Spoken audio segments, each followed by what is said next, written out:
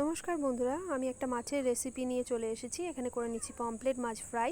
প্রথমে একটা বাটি নিয়ে নিয়েছি, তার মধ্যে নিয়ে নিচ্ছি নুন পরিমাণ মতো, দিয়ে দিচ্ছি এখানে 1 চামচ লঙ্কা গুঁড়ো, দিচ্ছি ভিনিগার এখানে 2 চামচ, দিয়ে দিচ্ছি সোয়া সস 2 চামচ মতন, দিয়ে দিচ্ছি হলুদ এখানে 1 চামচ, দিয়ে দিচ্ছি চালের গুঁড়ো 1 চামচ, আর এরকম হাতার আমি 1 চামচ দিয়ে দিচ্ছি কর্নফ্লাওয়ার, একটুখানি পরিমাণ দিয়ে দিচ্ছি জিরে গুঁড়ো, দিয়ে দিলাম একটুখানি তেল, ভালো করে মাখিয়ে নিচ্ছি।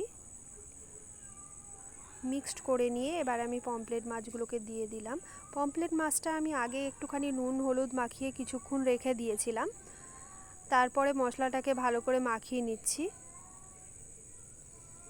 মশলাগুলোকে ভালো করে হাত দিয়ে মাখিয়ে নেব, আর এরকমভাবে আমি একটু চিড়ে নিয়েছি মাছগুলোকে, যাতে মাছের ভেতরে মশলাটা ভালো করে ঢুকে যায়।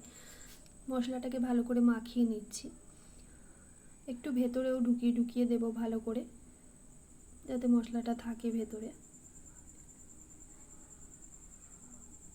3টে মাছকে আমি সমান পরিমাণ মশলা দিয়ে এখানে মাখিয়ে নিয়েছি।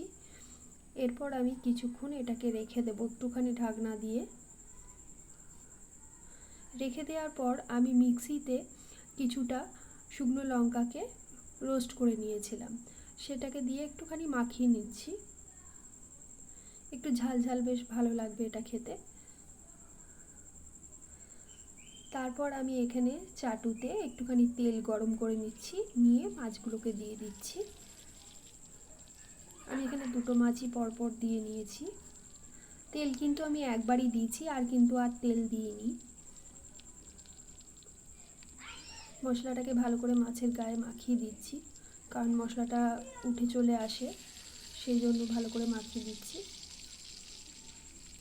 মাছটাকে একটু উল্টে পাল্টে দিতে হবে ভালো করে, কিন্তু কাঁচা অবস্থায় একবারই উল্টানো যাবে না, তাহলে মাছটা ভেঙে যাবে।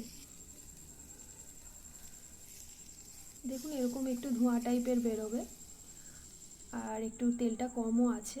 আমার হয়ে গেছে মাছ ভাজা, আর উপর দিয়ে আমি ছড়িয়ে দিচ্ছি চাট মশলা। তো দারুণ খেতে লাগে এটা। যদি লেবু থাকে তাহলে লেবু দিয়ে নিতে পারো, আরও ভালো লাগবে খেতে। আমার কাছে লেবু ছিল না, তাই আমি দিইনি। কেমন লাগলো অবশ্যই জানিও।